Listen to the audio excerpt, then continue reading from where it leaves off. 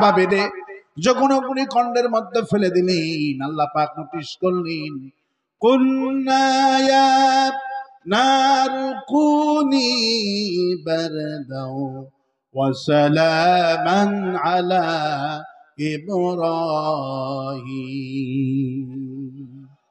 হে ইব্রাহিম, আমি হুকুম করছি, তোমার কোনো ভয় নাই। নমরুদ গোটা জাতি মিলে পূজা করলো, 3 কিলোমিটার নিয়ে আগুন কুণ্ড জ্বালালো, তোমাকে পুড়ে ফেলে দিবে বলে আমি অর্ডার করলাম।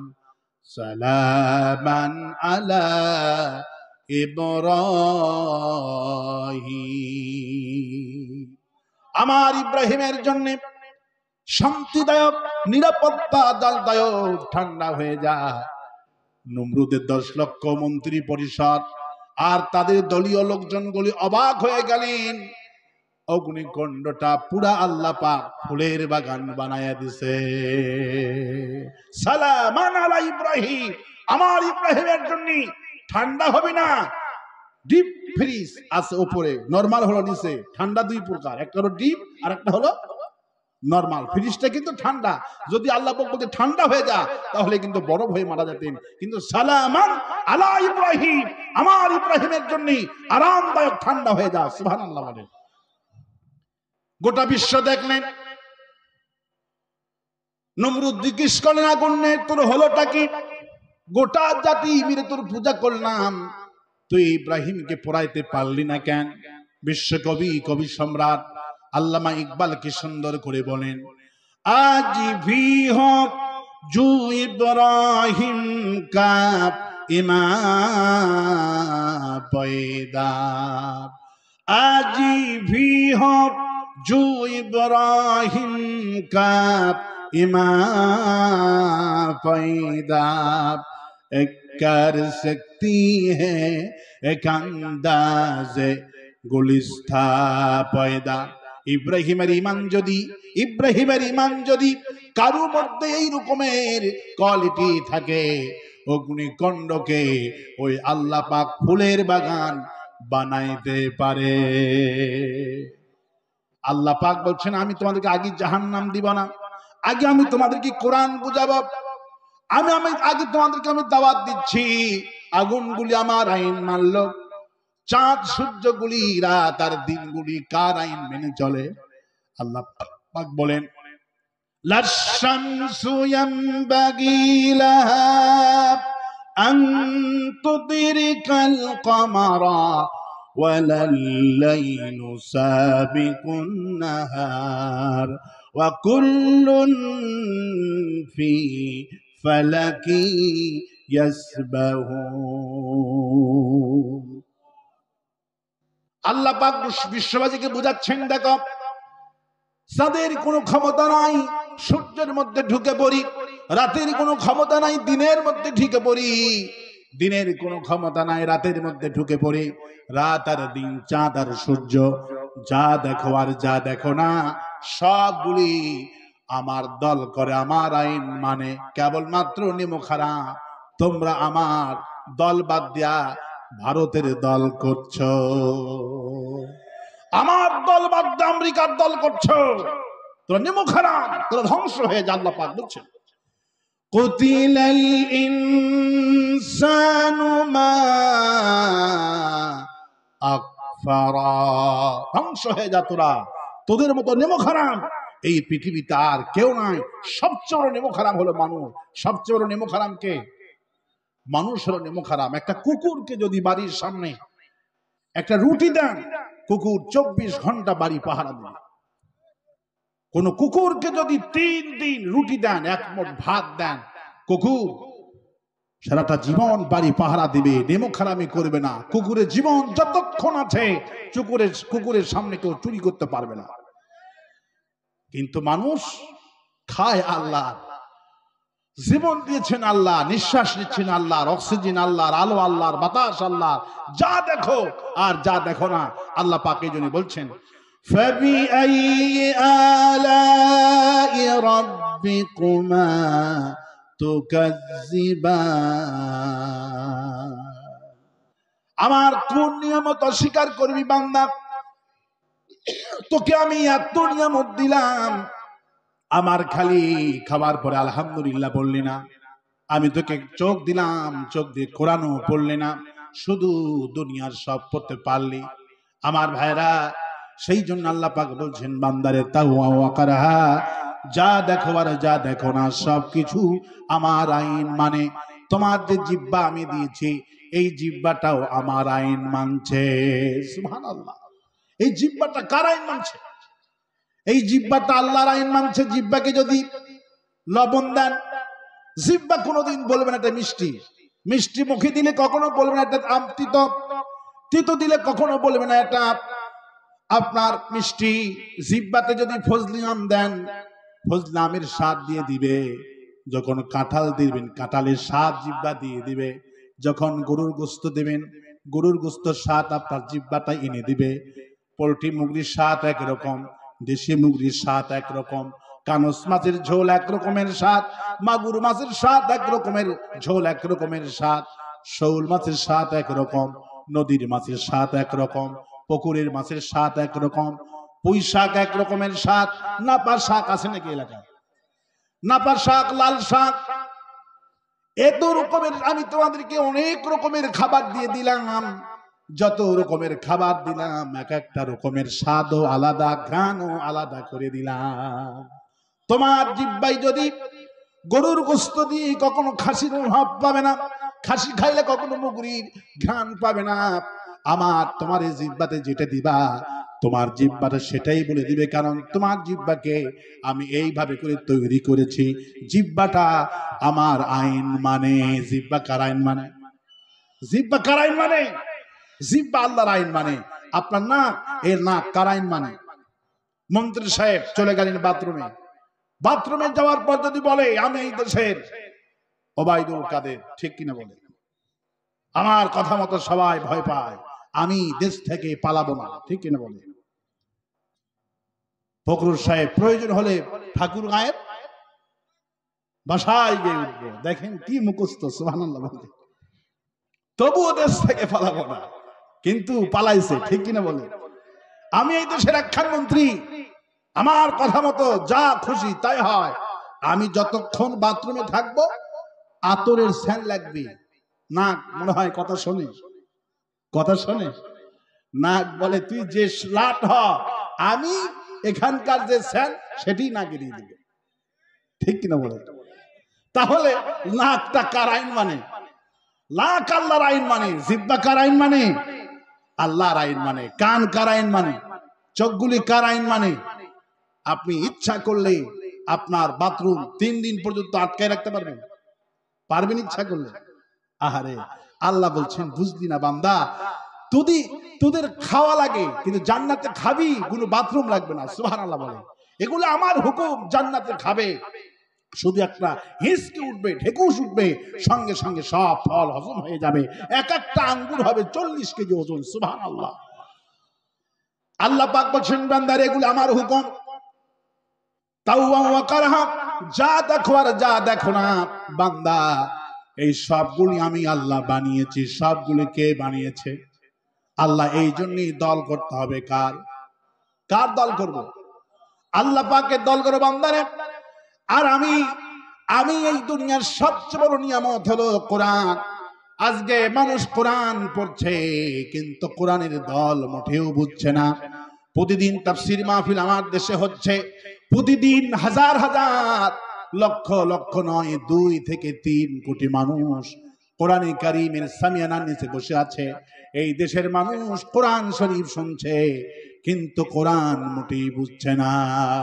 আল্লাহ পাক বলছেন নবী আপনি বলেন, মা আনজালনা আলাইকাল কুরআনা লিতাশকা, আমি আপনাকে এমন কোরআন দিলাম যেই কোরআনে কারীম আপনাকে যখন তেলাওয়াত করবেন, যখন এই কোরআনটা অবশ্য করবেন, কোরআন যখন আবৃত্তি করবেন, যারা আবৃত্তি করবে, যারা তেলাওয়াত করবে, যারা বর্ণনা করবে, তাদের ভাগ্য হবে পৃথিবীর মধ্যে সেরা ভাগ্য। তাশকা, এই কোরআন আমি আপনাকে হতভাগার জন্য নাজিল করিনি।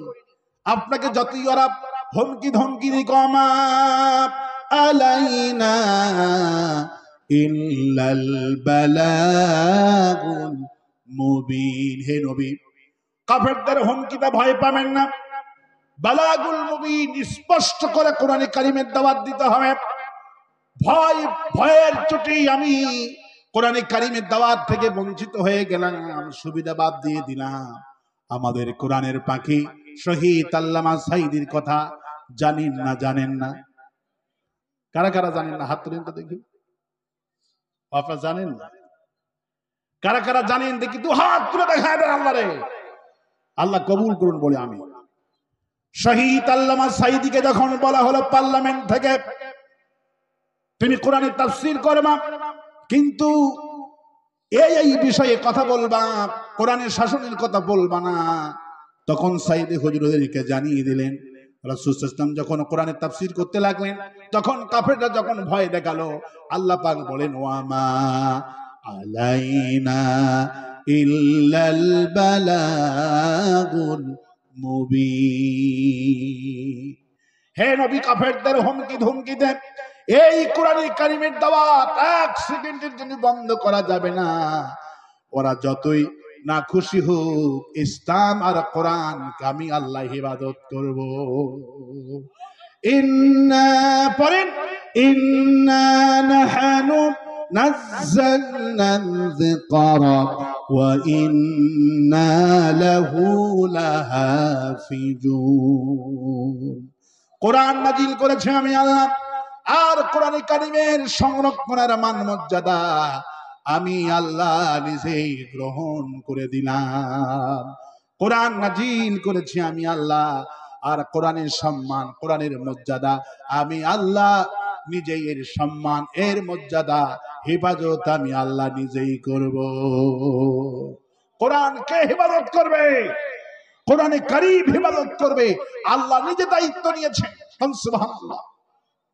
আল্লাহ পাক অন্যত্র বলছেন কাফ ওয়াল কুরআনিল মাজিদ। হে নবী, আপনি জানেন নাকি আমি এমন কোরআনে কারিমের কসম করছি, শপথ করছি, এই কোরআন হলো মর্যাদাপূর্ণ কোরআন। যে ব্যক্তি শিখে তার সম্মান বাড়ায়া দিব, যে ব্যক্তি পড়ে তার মর্যাদা বাড়ায়া দিব। কোরআন যারা পড়ে এদেরকে শুধু আমি আল্লাহ দুনিয়ায় সম্মান দিব এটা নয়, আখিরাতে কোরআনের পাঠকদেরকে আমি আল্লাহ জান্নাতের সর্বোচ্চ সিঁড়ি মাকাম দান করে দিব।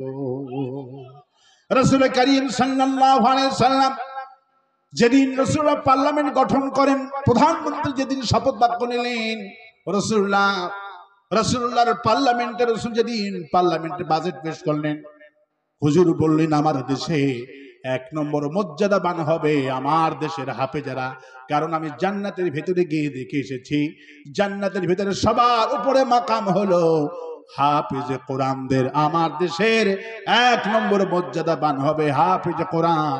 রাসূল করিম সাল্লাল্লাহু আলাইহি সাল্লাম ইমামদের লিস্ট করতেন, ক্ষমতায় এসে রাসূলুল্লাহ কারা বেগার ইমাম আছেন, বেগার আলেম আছেন, রাসূলুল্লাহ লিস্ট করলেন। তাদের বাড়িতে খাবার পৌঁছে দিলেন, মাজুর হয়ে গেছে, ইমামতি করতে পারে না, মাজুর হয়ে গেছে, শিক্ষকতা করতে পারে না। রাসূল করিম সাল্লাল্লাহু আলাইহি সাল্লাম হাফেজদেরকে, আলেমদেরকে সম্মানিত করেছেন। কিন্তু বিগত 16টা বছরে যে জালিমেরা ছিল, সবচাইতে নির্যাতিত ছিলাম আলেম আর হাফেজেরা।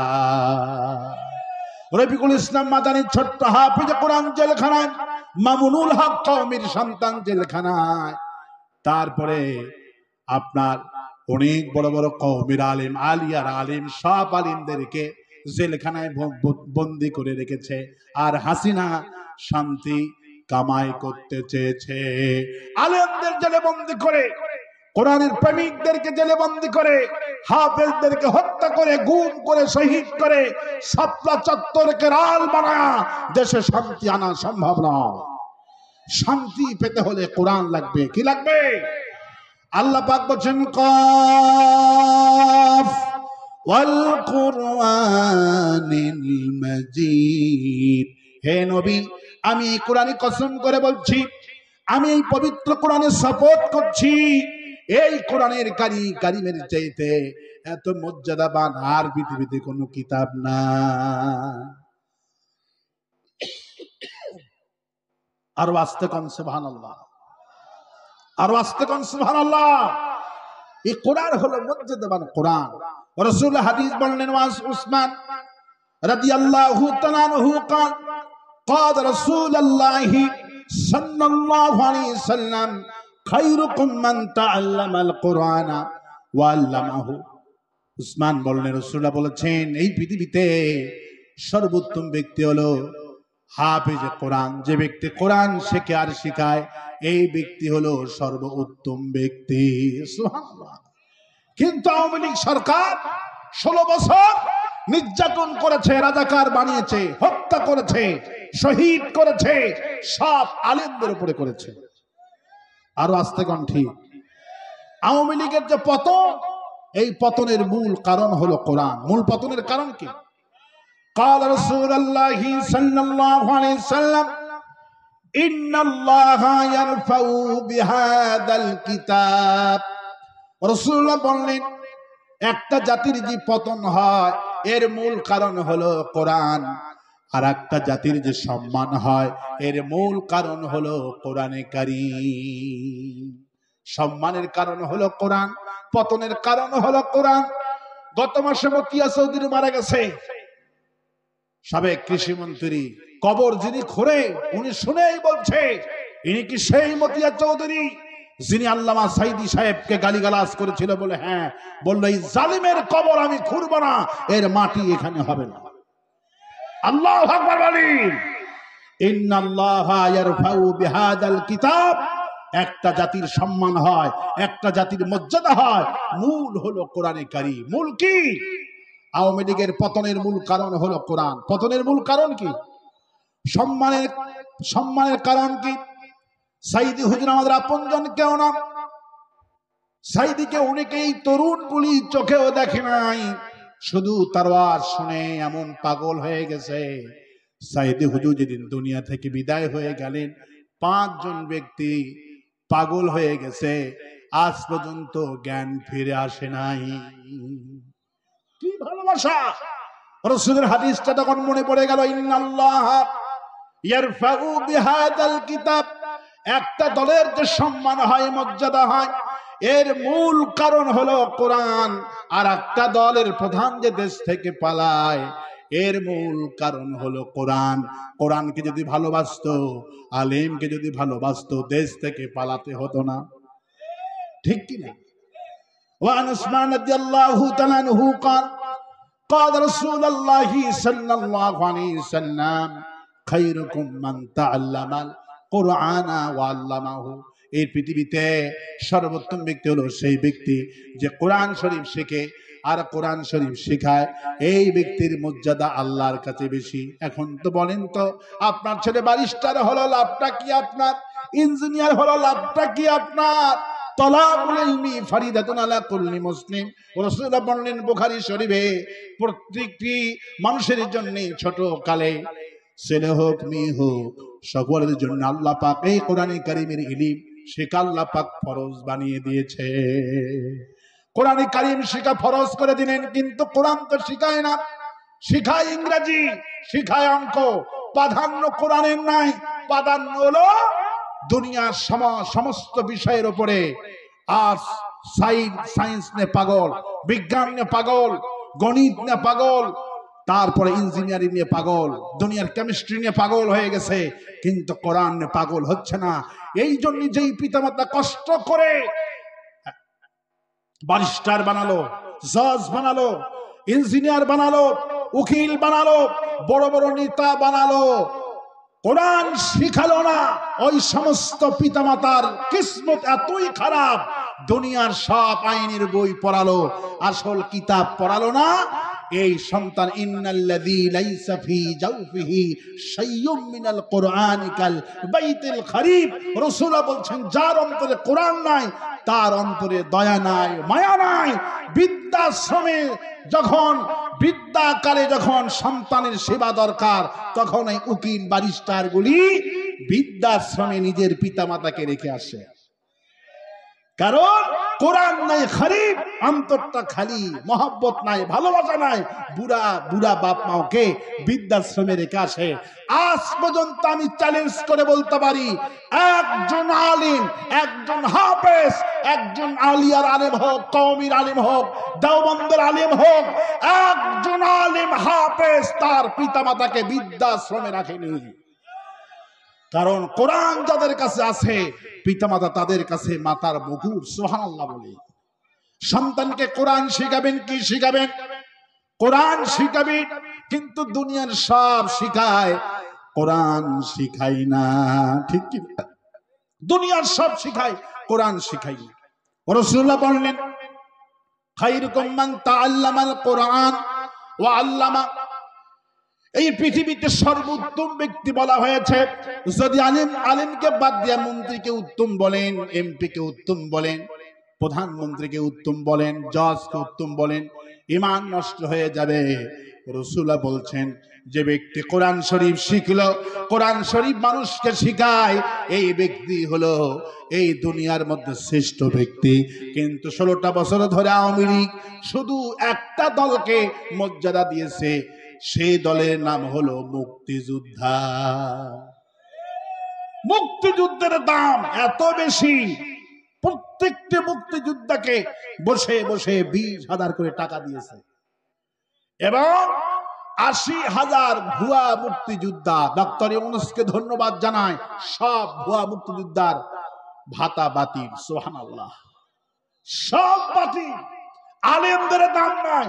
কোরআন যারা শেখে, খায়রুকুম মান তাআল্লামাল কোরআন, যে ব্যক্তি কোরআন শরীফ শিখলো, কোরআন শরীফ শিখায়, আলেমদের কোনো দাম নাই, হাফেজদের দাম নাই। দাম হলো ভুয়া মুক্তিযোদ্ধার। বয়স হলো 40 বছর। যদি আওয়ামী লীগ করতে পারেন, আপনি হবেন মুক্তিযোদ্ধার কমান্ডার। আর যদি আপনি কওমি চরমনাই করেন, জামাত করেন, বিএনপি করেন, আপনি ওদের দলকে সাপোর্টিং করেন না, আপনার মুক্তিযুদ্ধের কোনো দাম নাই। মুক্তিযোদ্ধা বাতিল। আরো আসতে কম। মুক্তিযুদ্ধের চেতনা ছিল। 16টা বছর ধরে হাসিনা এই জাতিকে, তরুণদেরকে ওষুধ খাওয়াইছে। মুক্তিযুদ্ধের চেতনার বড়ি। কিসের বড়ি খাওয়াইছে? মুক্তিযুদ্ধের চেতনার বড়ি খাওয়াইছে 16 বছর ধরে। ক্লাস 1 থেকে শুরু করে মাস্টার ডিগ্রি পর্যন্ত শুধু আর বাপের কাহিনী ছাড়া কোনো কাহিনী নাই। ঠিক কিনা বলে? রাসূলুল্লাহর কাহিনী নাই। যে সমস্ত ভাইরা আওয়ামী লীগ করেন, আপনারা হয়তো জানেন না, অবাক হয়ে যাবেন। আওয়ামী লীগের নেতারা সিদ্ধান্ত নিয়েছিল, আমাদের নবী শেখ মুজিব। আওয়ামী লীগের নবীকে? আওয়ামী লীগের নবী শেখ মুজিব। এই জন্য আওয়ামী লীগের প্রত্যেক নেতারা দেখবেন মা ফেলে জনসভায় বলতো জাতির পিতা। এই কথা আমি বানাই বললাম না সত্যি বললাম? ওরা কি বলে ভাষণ দিত? জাতির পিতা। এমনকি আমাদেরকে বলা হতো, হুজুর আপনি কি আমার জাতির পিতা কইলেন না, আপনি কি রাজাকার নাকি? আমি বললাম, আমার জীবন যাবে, শেখ মুজিব আমাদের কাছে জুতার পিতা। আরো আস্তে কম ঠিক, আরো আস্তে কম ঠিক। এই বেদবটাকে আমরা কখনো জাতির পিতা বলতে পারি না। আরো আস্তে কম ঠিক। বাপের পতন যেই মাসে, মেয়ের পতন, আল্লাহ পাক তার বাপকে বিদায় করছে 15 আগস্টে। কোন আগস্টে? আর মেয়ের পতন হলো 5 আগস্টে। কারণ কি? ইন্নাল্লাহা ইয়ারফাউ বিহাদাল কিতাব। রাসূলুল্লাহ বলছেন, একটা দলের পতন হয়, মূল কারণ হলো কালামুল্লাহ। এই কিতাবুল্লাহ হলো মূল কারণ। কোরআনের পাখি 50টি বছর তাফসীর করলো, তাফসীরের কোনো দাম নাই।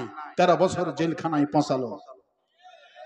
আয়না ঘর বানিয়েছে মামুনুল হক, জেলখানায় 3 বছর পচাইছে। মুফতি আমির হামজাকে পচিয়েছে। ছোট্ট রফিকুল ইসলাম মাদানী, তাকে পচিয়েছে। অসংখ্য আলিমদেরকে হত্যা করে আয়না ঘরের মধ্যে গুম করেছে। আল্লাহ বলছেন, এগুলি যখন কেউ করে, সীমালঙ্ঘন যখন করে, আমি তখন অ্যাকশন নিই। ইন্না বাতুশা রাব্বিকা লাশাদীদ।